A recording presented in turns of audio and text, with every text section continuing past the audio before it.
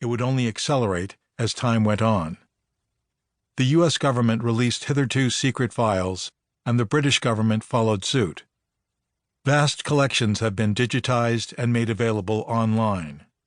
There are now so many books that a reader can easily specialize, choosing to read about only one particular type of wartime intelligence, and still amass a stack of books that will overwhelm even the sturdiest of nightstands. This is true whether the choice is to read about brilliant cryptanalysts in dingy offices on the Mall in Washington, Navy codebreakers in an airless basement at Pearl Harbor, or Wall Street lawyers descending on the nation's capital to take control of American intelligence, to say nothing of amateur spies spread across the globe and young officers leading guerrillas behind the lines in Europe and Asia. My own reading influenced my career choices, and vice versa, creating my own seemingly inescapable vortex of history and intelligence. I served in the Marine Corps. Like the World War II generation, I believed, and still believe, in national service. I worked for the CIA at home and abroad. This included everything from running individual cases to collecting sensitive information and evaluating major programs as a member of the Office of Inspector General. I taught history and case studies in intelligence at the Naval War College. I researched and wrote history for the CIA Museum, styled "The Best Museum You Never Saw." I wondered about origins and dynamics, especially considering how things got to be the way they are. I found many of the answers in the history of World War II. American spies, codebreakers, and guerrillas created organizations and set precedents during the war. What happened between 1940 and 1945 changed the landscape forever. Before the war, American intelligence was a cottage industry, with a handful of craftsmen working on their own, mostly isolated from one another. They fabricated only a few products, some of them enormously valuable, but not always valued. Neither the craftsmen nor their customers knew what they did not know.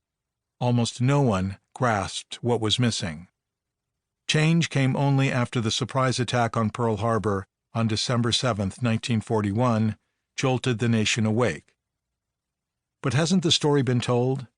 What could be missing from the American intelligence bookshelf? The answer is straightforward. Even among all the books, it is rare to find a crossover, a book that tackles more than one kind of intelligence or agency, asking how each relates to the other, and what, together or separately, each contributed to victory. Unanswered questions abound. It is not unusual to read that codebreakers shortened the war by giving American and Allied leaders a figurative seat at the enemy's table.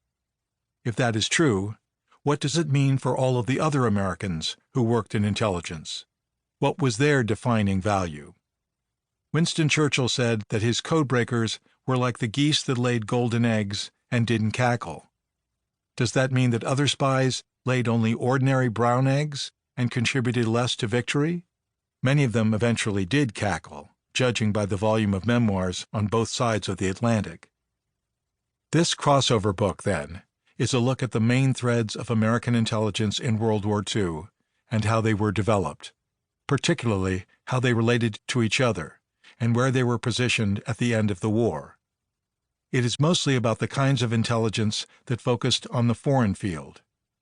Whenever possible, I try to look through the practitioner's own eyes to piece together a useful overview for specialists and generalists alike, for students of history as well as intelligence professionals. Rather than offer an exhaustive history, I have chosen topics that are representative and illustrate major trends. Organizing the wonderful plethora of material at my disposal from libraries and archives was a challenge. First, I decided that context was essential. Intelligence history does not stand alone. It is a part of a much larger whole. Modern American intelligence was more of a reaction to events overseas than a homegrown phenomenon.